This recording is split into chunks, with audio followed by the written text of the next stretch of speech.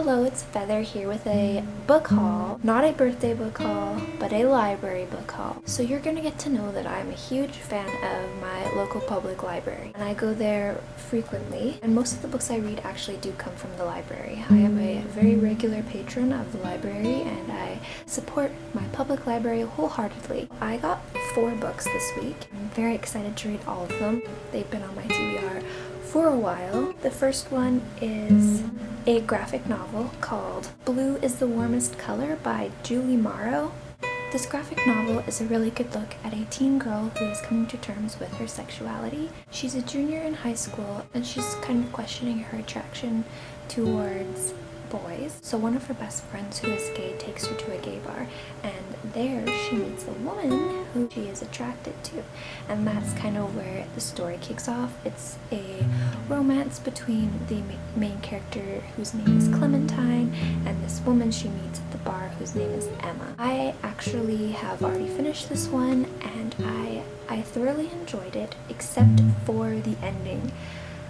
I know everybody raves about this when they've read it, but the ending just didn't do it for me. I know people say they're a sobbing mess, but I just thought it was too rushed. I thought it was really unrealistic. I just thought the emotion wasn't there. I thought that the first half of the story was great, but then the last few pages were just too much going on at once. It was too fast paced for me to feel any real emotion. I couldn't get invested in the storyline because it was over before I even had a chance to feel any emotions.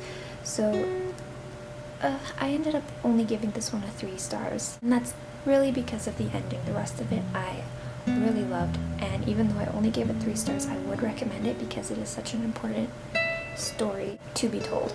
I'll try not to give any spoilers, so I'm being very careful about which page I show you. I like how the pops of blue are really focused on throughout the story. So a lot of the images are black and white, except for a pop of blue, which is really important. So your eyes are supposed to be drawn to the blue, and that is a very important part of the story. Anyway, so for example, if you can see that, that is one of the pages, and you can see how the blue hair and the blue eyes are a huge focus. And it's like that throughout the rest of the novel, but the rest of the pages have words on them, and I don't want to spoil the story for you. There's also a movie for this, but I heard it was a 3-hour-long movie, and there's also a lot of controversy surrounding it. The author of this graphic novel said that it was too graphic, like there was a 7-minute sex scene that she didn't appreciate, and also there's rumors that the director abused the actors. But then at the same time I hear that it's a really good movie and it's won awards. So I'm going to do a little bit more review on the movie before I decide whether or not I'm going to watch it. The second book I got from the library I have started, and that book is More Happy Than Not by Adam Silvera. This is a book about a procedure that has been developed, and it can actually erase your memory. So the main character in the story is kind of suffering with a lot of traumatic memories, and he's interested in this procedure that will erase his memory and hopefully create a fresh slate where he's not troubled with all of his feelings and memories.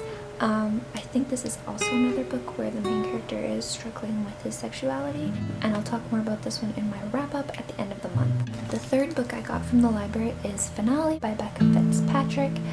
I started reading the Hush Hush series a while ago, and I have not yet completed it.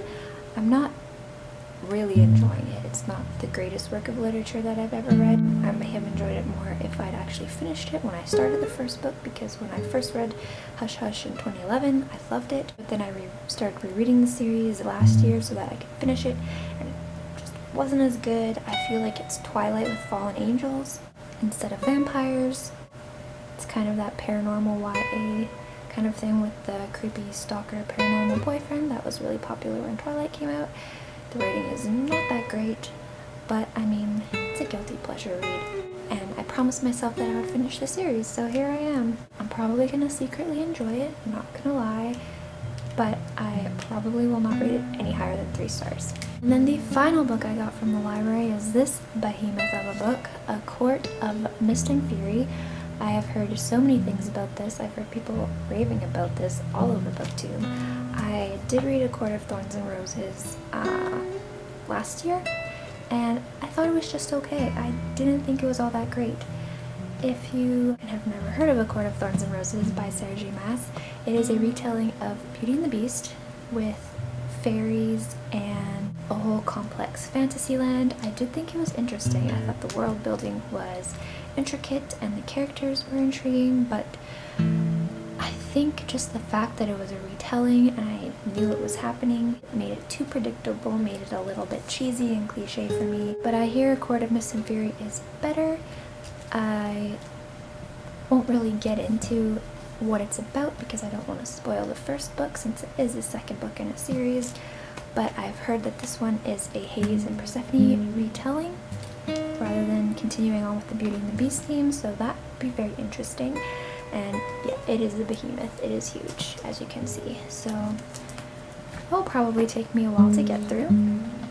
It is over 600 pages, so yeah, that is why I only picked up 4 books from the library, because I don't think that I'm going to be able to get through any more than that in the 3 weeks that I have to borrow them. But I'm excited to get to them, I'm excited to read them, and I'm excited to review them for all of you. Let me know if you've read any of them, what you think, and stay tuned on Monday for another video from Rose. Thanks for watching. Have a great day, everyone.